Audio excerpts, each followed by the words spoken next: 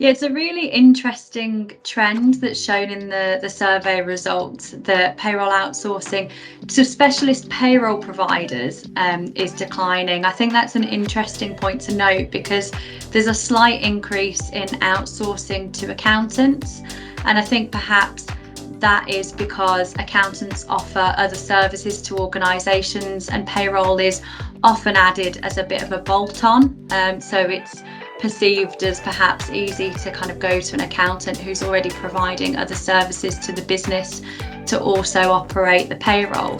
So I think that's quite an interesting thing that's come out of the survey and something that is worth exploring perhaps a little bit further.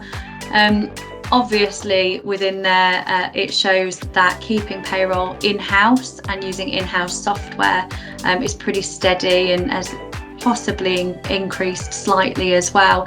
And I think with that there's an element of having control over the payroll, which is usually the biggest expense that an organisation has. Obviously has non-compliance penalties and reputational damage if it's done incorrectly. So another factor could be that organisations just want to have ownership and control over that.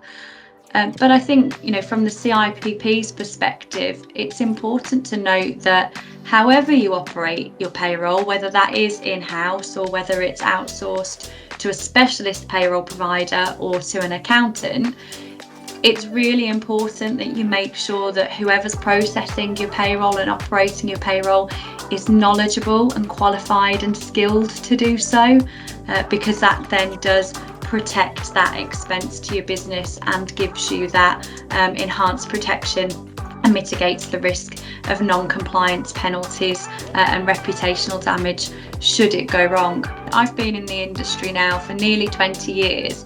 And it's a trend that we see happening on and off at certain points.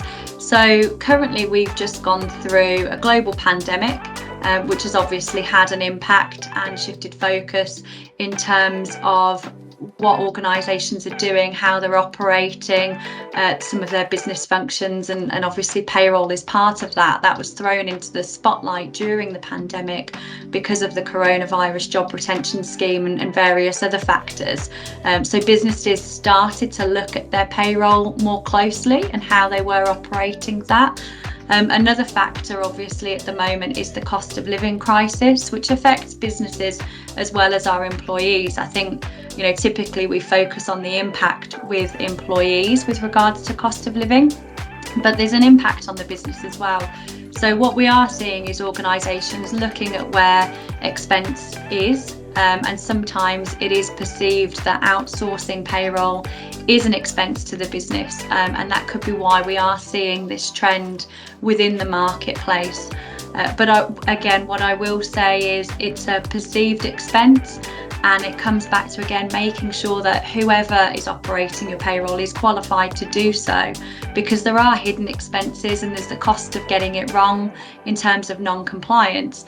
But if I come back to that cost of living crisis that we're currently going through, there's also the cost of getting it wrong in terms of employee morale and well-being.